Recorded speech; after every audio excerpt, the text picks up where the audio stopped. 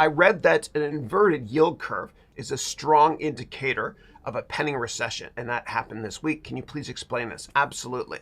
So the way to find out what interest rates are or are going to be is you go to a government website called treasury.gov.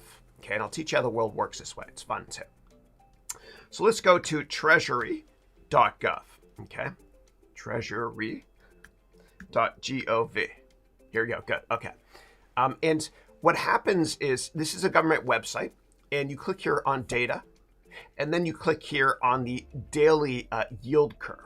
Okay, and this is how the market finds out or prices debt. Okay, like bonds and government debt as well. And what you can do here is you can look at the historical interest rates. Okay, so let's go back to January 1st of this year, first of all. And I'll explain the whole curve thing in a second, okay? So back on January 1st, the 1 month treasury, meaning government debt for the United States government, was at 0.05%, and the 30-year was at 2.01%. And it's important to monitor this because if you want to get a 30-year fixed mortgage to buy a house or an apartment, you look at this. And of course, you pay more than 2% because you and I are more risky as an investment for a bank than the U.S. government. Now, what we're going to do is I'm going to show you what the rates are today, and they're a lot higher. And the 30-year yield actually on most mortgages is about 6% today. So I'm going to scroll down. So again, this was January 3rd. And today, the 1 month here is 1.21. Okay, that's a massive increase. And the 30-year here, okay, is 3.39. It's much higher, though, for mortgages right now. Now is a tough time to buy a house, unless you want to buy land in Texas, which I think is a great investment because a lot of companies, including Caterpillar, CAT, ticker, from Illinois, are moving to Texas. Okay, so right here you see the rates have gone up tremendously.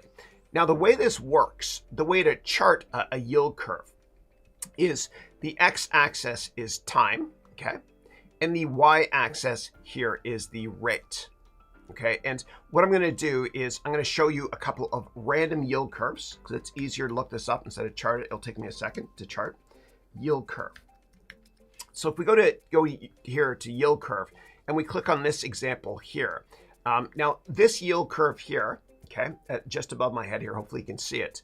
This is back from 2018. And right here, you can see that rates were low, okay? And then in the short term, okay, but a lot higher than today. And then rates were actually pretty close to where we are today now. And a lot higher in the long run, okay? And this is a yield curve. This basically prices here on the x-axis, as I mentioned, the time, and here is the yield, okay? And this is what a yield curve usually looks like.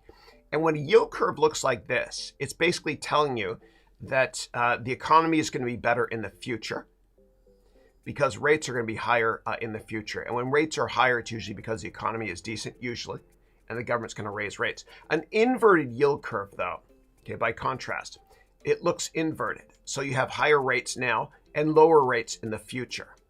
And higher rates now with lower rates in the future, okay, indicates that people think we're going to be in a recession in the future. And back in 1999, when the market was on fire as well as the economy was doing incredibly well, we had an inverted yield curve. Rates were higher, short term, and lower longer term because people thought we were going to be in a recession in the future. Today, it kind of looks a little bit like this because things can't get much worse than they are today, and people think that things will be better in the future as well. And if you have additional questions on that, please let me know, and thank you as always. Now, what the market does is they analyze every single word that the Federal Reserve Chairman Jerome Powell says. Okay, and what they do is people will take the previous speech that he gave and paste it in Microsoft Word, and they'll take the most recent speech and paste it in Microsoft Word, and then they'll compare them both. You can do an auto compare in Microsoft Word to find out which language has changed. And some people were not as bearish yesterday when the government announced, or the Treasury announced, that rates are going up 75 basis points, because he kind of indicated in his language, which changed slightly, that he doesn't expect to do many more or any more 0.75% rate hikes. And that might signal that in future rate hikes, it'll only be 50 basis points or 25 basis points, which is what we saw the Bank of England do today.